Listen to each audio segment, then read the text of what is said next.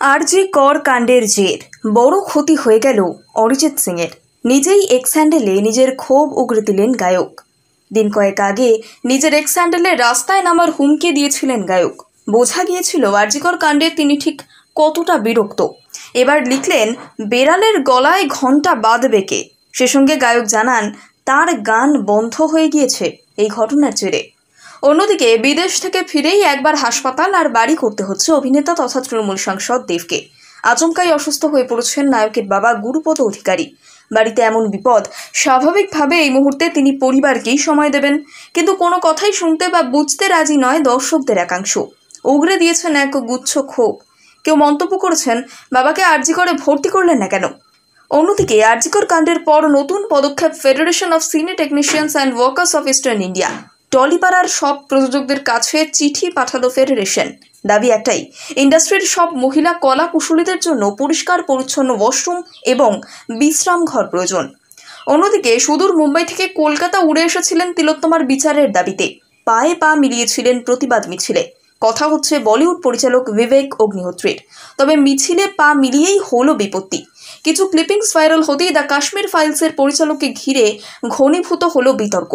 আর তা চোখে পড়তেই পরিচালককে ছেড়ে কথা বললেন না শ্বেরা ভাস্কর। বমির ইমেজ দিয়ে বোঝালেন মনের ভাব। অন্যদিকে ধর্ষণের হুমকি পেতেই চুপ না থেকে আইনি পদক্ষেপ করলেন মিমি চক্রবর্তী। এবার সেই সম্পর্কে আপডেট দিয়ে মিমি লেখেন, সাইবার ক্রাইমের সহযোগিতায় ইতিমধ্যে এফআইআর দায়ের হয়েছে। যেসব অ্যাকাউন্ট থেকে ধর্ষণের হুমকি দেওয়া হয়েছিল সেগুলো বন্ধ করে দেওয়া হয়েছে। পুলিশ প্রকৃত দোষীকে খুঁজছে। খোঁজ পাওয়া কঠিন হচ্ছে কারণ তারা নিজেদের সব কমেন্ট মুছে দিয়েছে। আরজি কর কাণ্ডের পর প্রতিবাদ জানানোয় কটাক্ষের মুখে সৌরভ দাস। টেনে আনা হলো অতীতের এক ভাইরাল ভিডিও। যদিও সৌরভের কথায় ওটা এডিটেড ভিডিও ছিল। আমার নিজের বোন ছিল ওই মেয়েটা। কখনোই বাচ্চা মেয়েটাকে জিজ্ঞাসা করেছিলেন ও কেমন আছে, বা সত্যি ওর সঙ্গে এরকম কিছু হয়েছিল কিনা? একবারও আপনারা জানতে চেয়েছেন ওই মেয়েটার কথা? ওর বক্তব্য কি?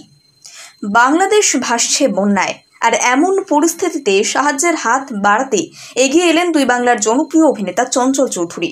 সোশ্যাল মিডিয়াতে হেল্পলাইন নাম্বার শেয়ার করতেই রে রে করে উঠল নেটপাড়া। অভিনেতার উদ্দেশ্যে বাংলাদেশের নাগরিকরা লিখলেন, আপনাকে পাশে দাঁড়াতে হবে না, আমরাই যথেষ্ট। গুলি খাচ্ছিলাম তখন তো পাশে দাঁড়ানোর কথা মনে ছিল না। তিলোত্তমার বিচার চেয়ে হেঁটেছেন রাস্তায়, হয়েছেন সরব, নেমেছেন পথে, তার মাঝে চালিয়ে যাচ্ছেন কাজ। এবার কলকাতা থেকে ঝটিকা সফরে ভুবনেশ্বর মন্দিরে পৌঁছলেন তিনি। জগন্নাথের পুরী মন্দির দর্শন করে সোশ্যাল মিডিয়াতে শেয়ার করলেন ছবি। সকলেই লিখলেন জয় জগন্নাথ। অন্যদিকে বঙ্গায় কিরণ দত্ত তিলোত্তমার বিচার চেয়ে একাধিকবার হয়েছেন সরব। এবার নিজে করলেন একটি ভিডিও, যেখানে বললেন নিজে কোনো রকম দুর্নীতির অংশ হওয়া বন্ধ করুন। শুধু গুটি কয়েক লোক দুর্নীতির অংশ হলেই সমাজটা পচে যায় না।